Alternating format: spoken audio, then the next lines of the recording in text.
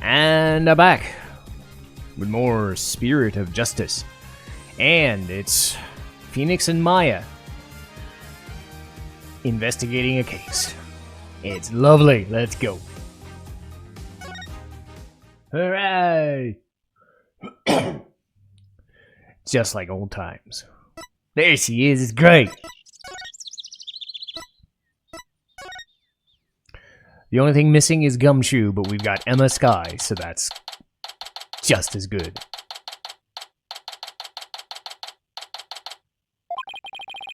So this is the reception hall. According to the pamphlet, we're right here. Yikes, we're pretty high up. But at least we're indoors, so it doesn't seem so bad. Oh, look, Nick. It's Emma. Hey, Emma, over here. Mr. Wright. Maya. Does this mean you've taken the case? That's how things kind of turned out. Do you mind if we take a look around? Be my guest. Pretty much wrapped up the investigation, so go right ahead. There's a good chance to find out more about the case from Emma, too.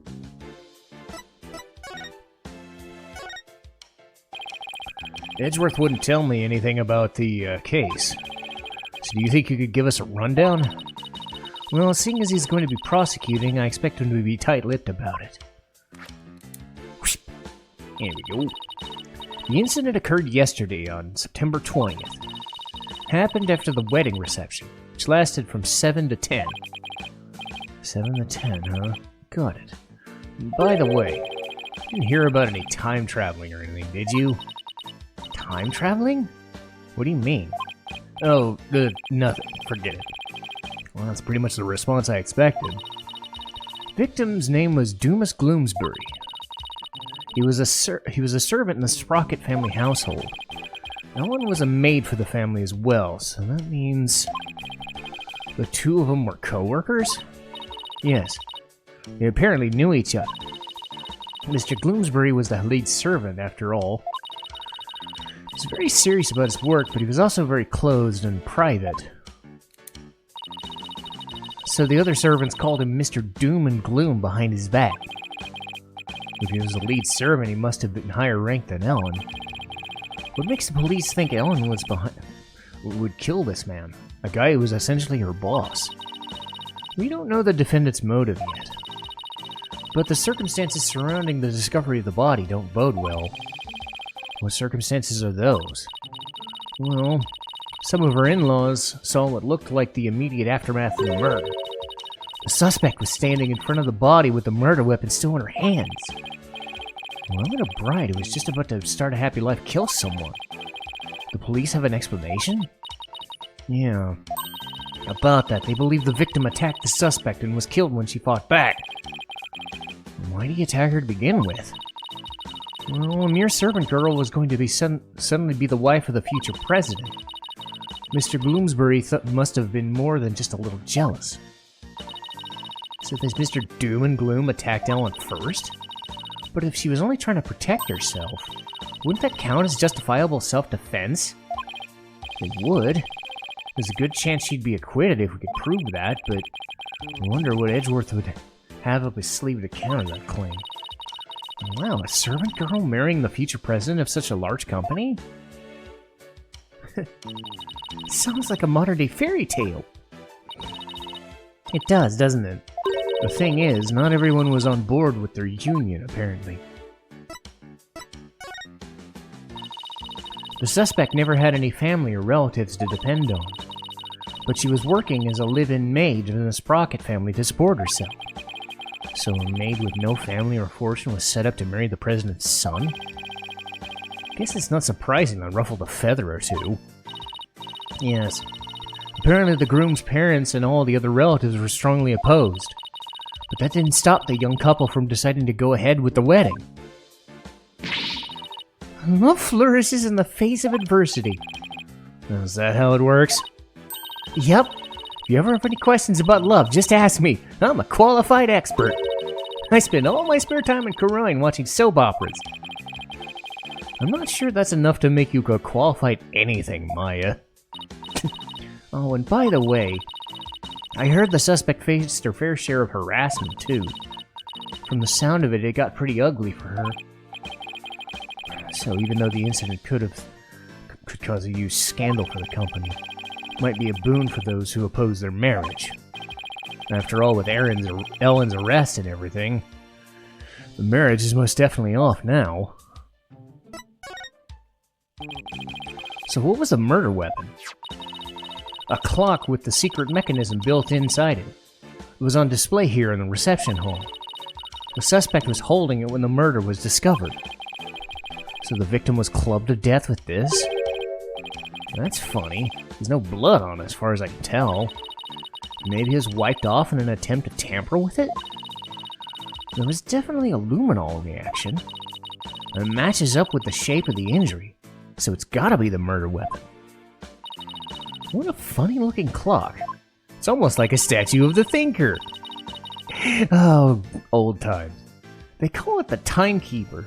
The idea is that it is a time machine. Every time the couple sees it, it'll bring them back to the memory of the wedding day.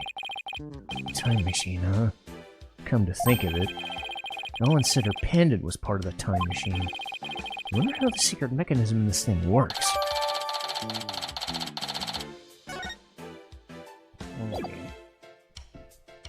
Alright. Okay, so we talked to Emma. Examine... Alright. Large object, center of the floor.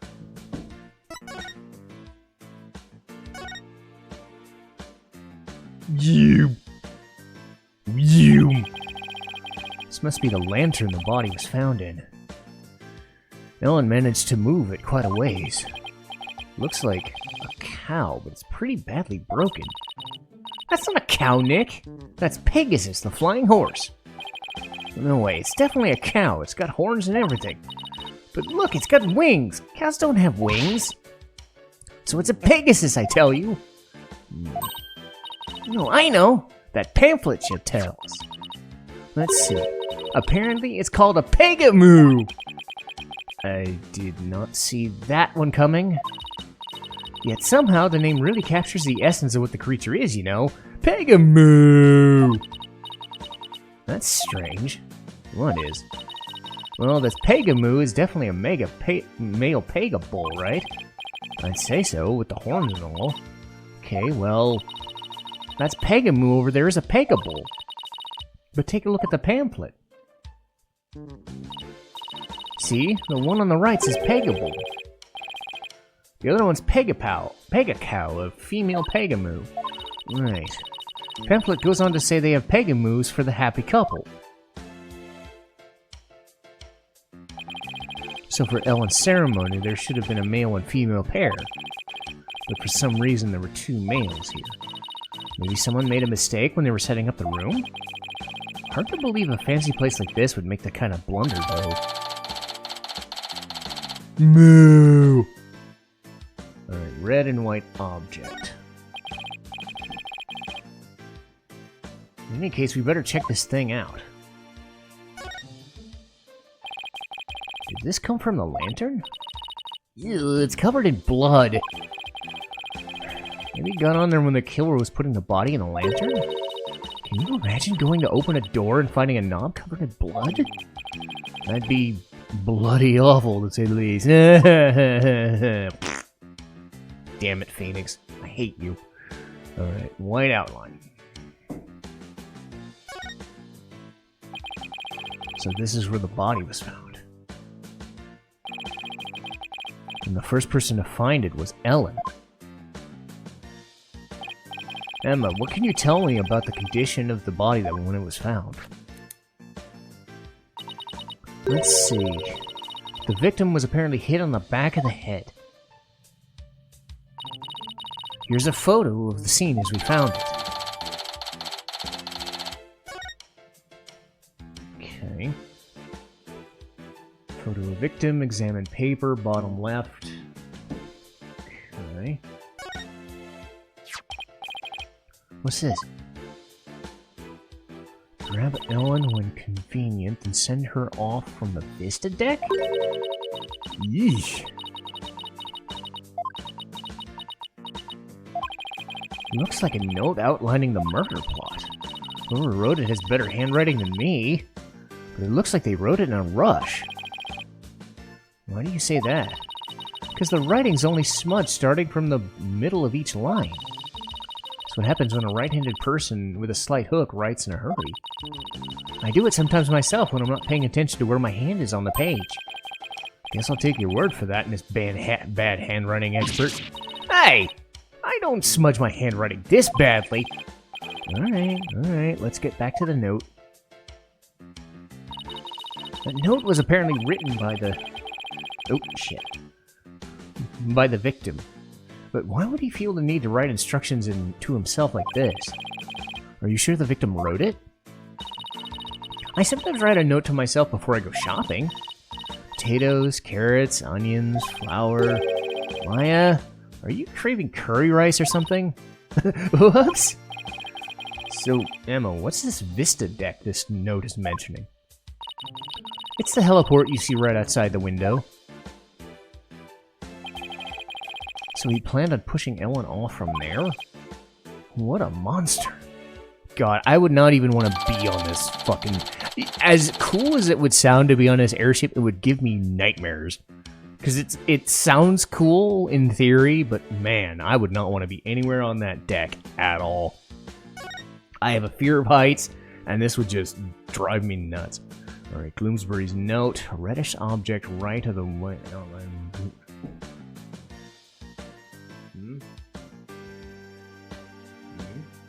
Red.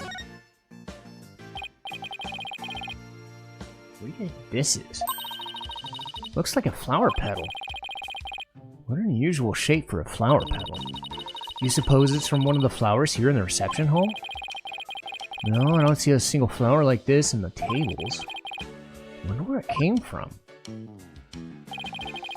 Guess that about does it for this lantern. Okay. Alright, it zooms back out. Peggable lantern back right.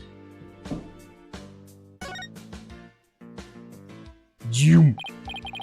Wow, look at the horns on this flying bovine. This must be a bull. Seems like he made it through the ceremony in one piece. But look at those wheels, I bet he could be rolled around rather easily. Bet it would be quite a hassle if you had to lift and carry him everywhere. This is what the backside looks like. What's that by the bottom of the table? Or tail? Wheel handle? Ooh, I get it. This is the way they can get inside to change the light bulbs. See, they left the wheel handle on the inside unpainted. Guess they figured nobody would see it, so why bother? Makes sense to cut costs where you can. Well, overall, can't see I see anything strange about this thing. It's a light. We examine it then! Alright, table of flowers back center. This one. Why do we examine it then? Okay. Alright, left table.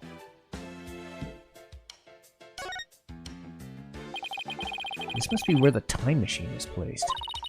I can't believe such a beautiful memento was used for murder. It's just awful! Nick!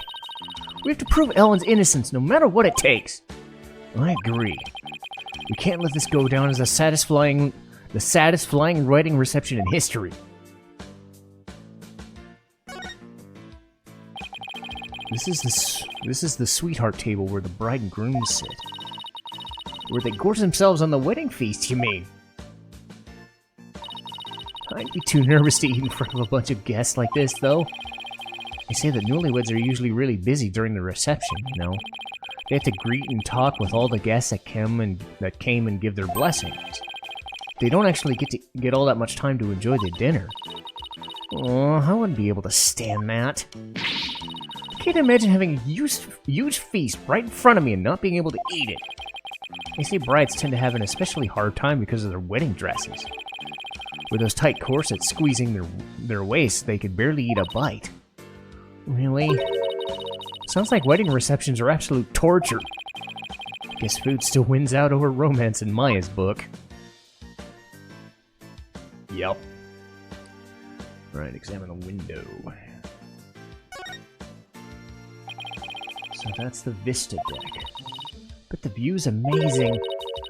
But I guess it's kind of also freak you out, huh, Nick? Yeah, kinda. Mostly because there's no surviving a fall from way up there.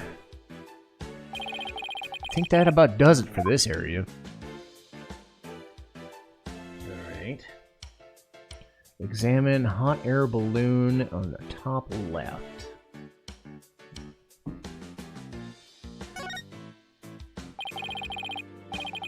It's a hot air balloon, symbol of humanity's ambition to take to the sky. Kind of a romantic notion, don't you think? Yeah! But I just noticed it doesn't seem to be tied up to the ceiling all that well. I'm sure it's fine. Please don't let it fall on my head. Alright, airplane model on the top right. Don't let this fall on my head. Oh, funny story before I get to this. Lego has a model of the Leonardo da Vinci's flying machine. And I saw a model of it during, like, right at the beginning of a shift one day. And I got to hold it because it's, you know, we're putting it in the box. So we have it on the register table. As soon as I hold it, I let go of one of the things, and it just starts falling, you know. I try to put it back, and then the little string comes undone because there's a little mechanism that holds the string, so that falls. And the other guy next to me has to put it back together, and I'm like, that's like the second time in like a month where I've held a thing, and I just don't keep it right. So I've kind of told myself and other staffers, I'm probably not the best person to be holding anything a little more ginger than like a solid block. So yeah, not all Lego sets are. Some Lego sets are very not fragile, but a little more cautious to make than others. Let's put it that way. So be careful with your Lego sets, people. Model airplane, a perfect decoration for an airline company wedding. Well, to be fair, I'm a very kind of person. Like I don't. Delicate is not the thing I would use to describe me. I'm cautious, but when I'm holding something or I'm doing something, I am not delicate. So delicacy is not my forte. Anyway, and a propeller plane like this lends the room a great old-timey feel. Oh, I'd love to see the Steel Samurai fly a plane like this. Can you picture it? The Steel Samurai ripping through the clouds over Neo Tokyo. If Sprocket Aviation ever becomes a sponsor of that show, I could see it happening. Oh, why didn't I think of that? I'll go suggest the idea to him later. Please at least wait until after the trial. Okay. Examine to the right. Okay.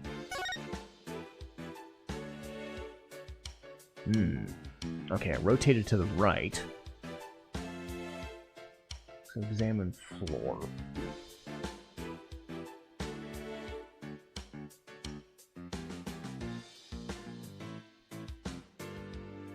It says to examine the floor, I'm not.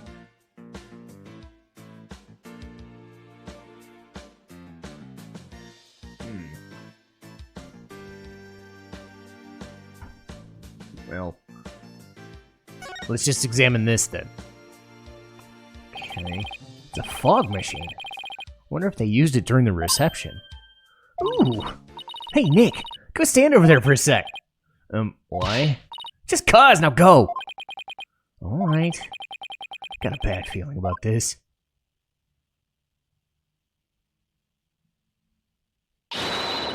Fogmaster 9000! On! Maya, no! Huh? Aw, nothing happened! Looks like it won't work without some dry ice. Darn it! All I wanted was to surround you in a thick cloud of smoke. Ugh.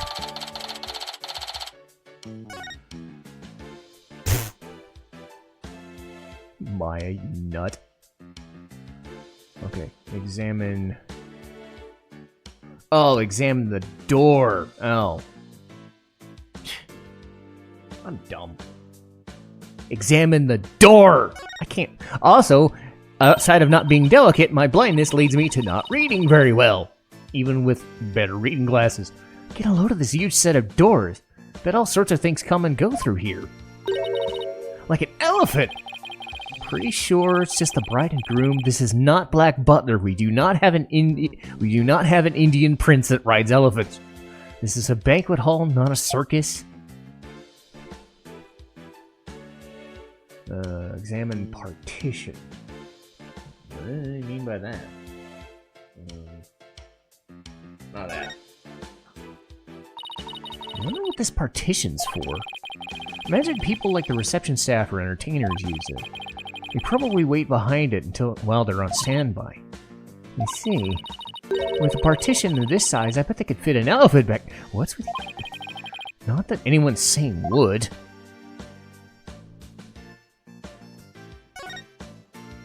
Rotate right. Machine it back. Another fog machine. It's a fog machine. Pretty cool, huh? Don't touch it! Oh, spoil sport. It's because I know how you operate. Yeah, we just saw it. Examine another partition.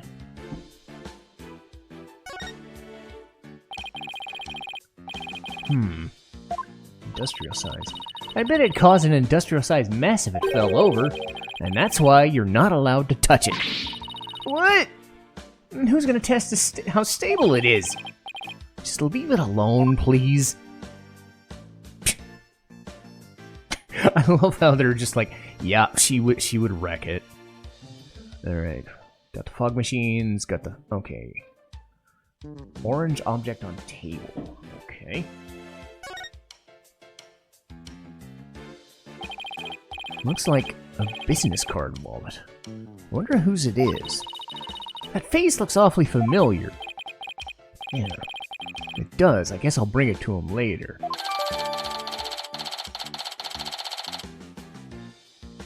That's not Grossberg, is it? That's gotta be Grossberg. Hey, it's gotta be Grossberg. Oh wait, no, it's Butts. Duh. I'm dumb. I was thinking Grossberg, and then I saw the squiggly, and I saw the pipe, and I'm like, it's fucking Larry. Well, I guess that does it for the crime scene. Hey, Nick. Yeah, because Grossberg doesn't have the stupid goatee part. He has the mustache. And he's got hemorrhoids. Anyway. I'm so thinking of, like, the early fucking games. I'm not even thinking of Larry right now. Anyway. Why would he even have a business card holder anyway? Does he even know what those things are? I want to see the rest of the airship. Might as well, since we're here. True, we might run into some of the other people involved in the case. Uh-oh! Huh? Nick! How long's that guy just been standing there? Didn't even notice him until now. Excuse me, are you with Sprocket Aviation?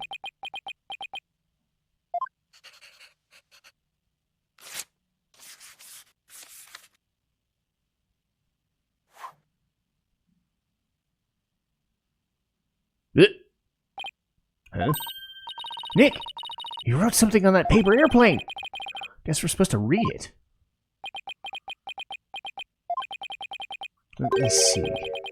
Get out, intruders. Well, that was a rather cold welcome. Mr. Wright, Maya, meet the lone son of the president of Sprocket Aviation, Soren Sprocket. Or to put it another way, the future president of Sprocket Aviation. So he's Ellen's fiancé?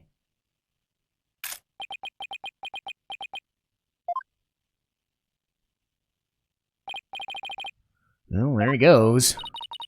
He's kind of an eccentric. Here's a genius inventor behind many of the business successes. An inventor, huh? He even designed this airship. It's pretty impressive. Nick, this is no time to be standing around gawking. We gotta go after him. We need to ask him some questions about Ellen. Oh, right. Looks like he was heading outside.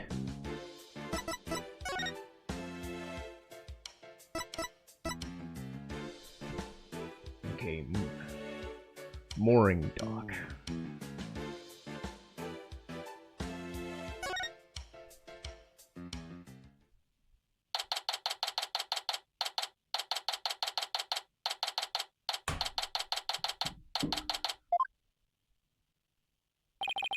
There he is.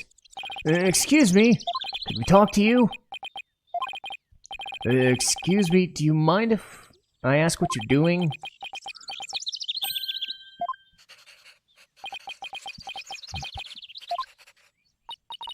She's sure is riding up a storm. It is possible. In an enormous change of mass and theoretical matter can change its form, even if it crosses event horizon. Let's see what he has to say about Ellen.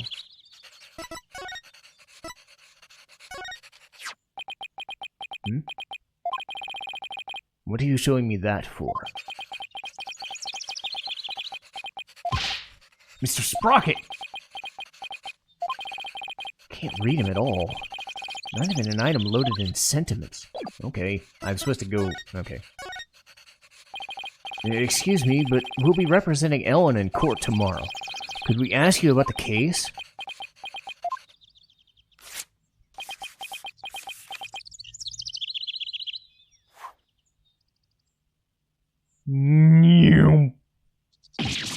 Ow!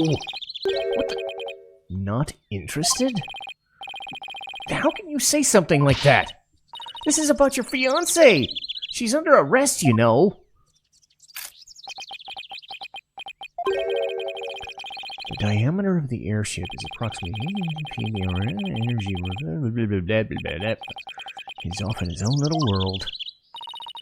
Can't believe he said he's not interested in talking about his own bride's arrest. The talk on his level was something he might be interested in. Fair. Now I can give him the pendant. There. You take a look at this? Is that Ellen's?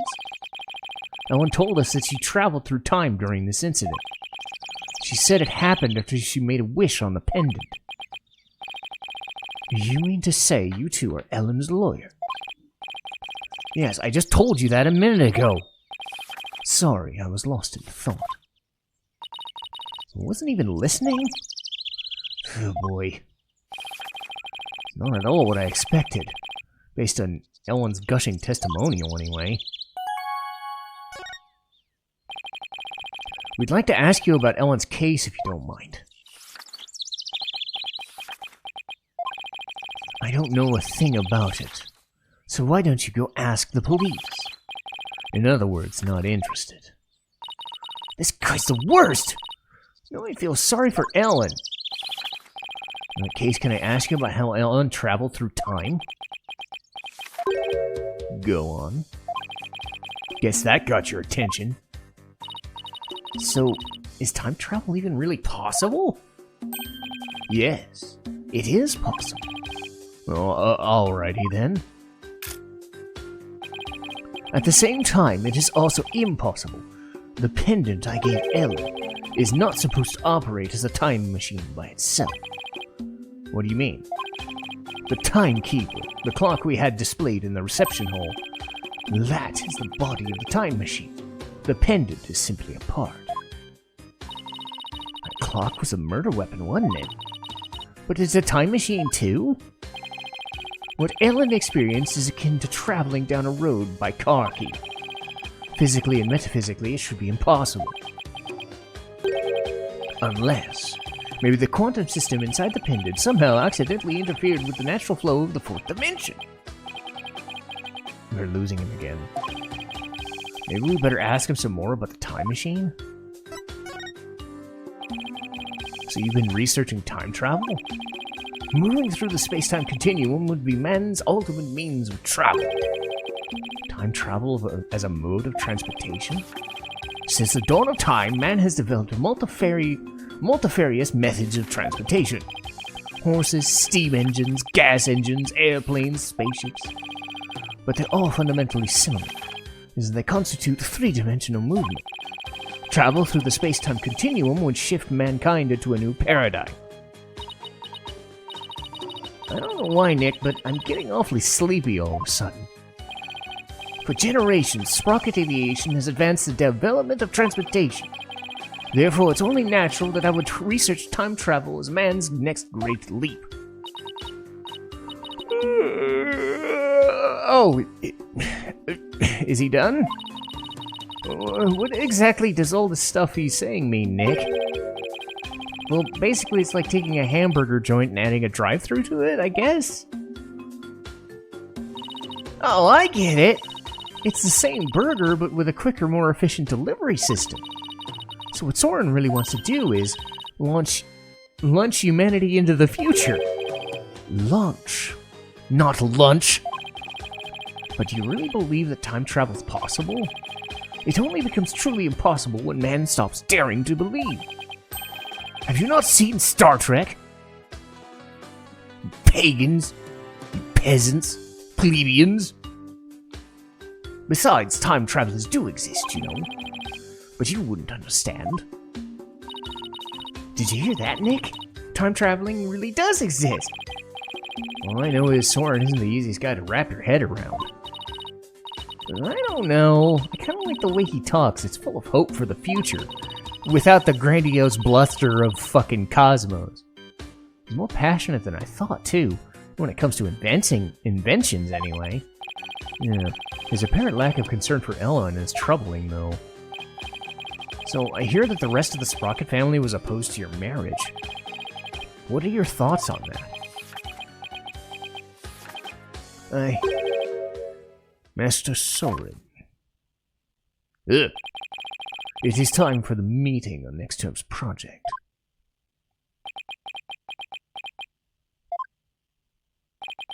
What is this?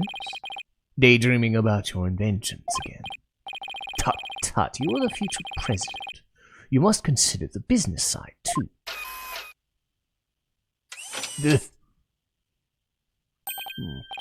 It is I. I found Soren. Send the car over at once. I'm not interested. Oh, Master Soren, you do give me quite a headache at times. In any case, your attendant is waiting. Please go to him now.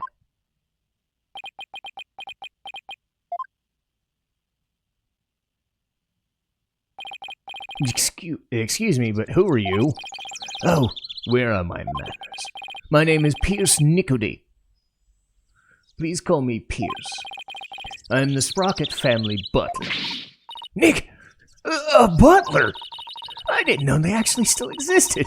I thought they were just on TV and stuff. And who might you be, if you don't mind me asking? I keep doing like the formal hold my hand on my chest thing to get into the mood of talking like this guy. I don't know why. Oh, I'm Phoenix Wright, Ellen Wyatt's lawyer.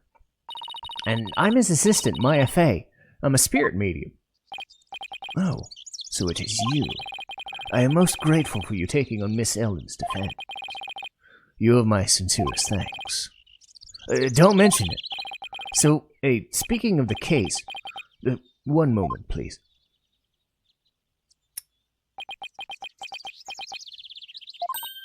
Wow, what a beautiful pocket watch. Oh, this? It's just a bit of a good luck charm. It's one expensive good luck charm. And I guess it makes sense, knowing the time is pretty important in his line of work. So I guess the pocket watch is as important to him as my attorney's badge is to me. There's a little time before I must attend to Master Soren again. Why not come to Sprocket Manor? Huh?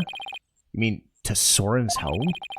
As a token of appreciation for taking on Miss Ellen's defense, I would like to serve you some delicious tea and refreshments. Oh boy, Nick! A fancy high society tea party with high-class snacks and everything! But what about the investigation? Are you kidding? What better place to investigate next than Soren's house?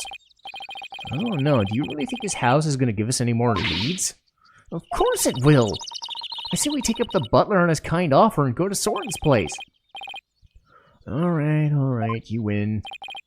Very good. The sprocket man. Okay. High-class society bullshit. Gotta love it. But we'll do that in the next episode. Hoity-toity! All this fun junk. Anyway, more of that stuff next time.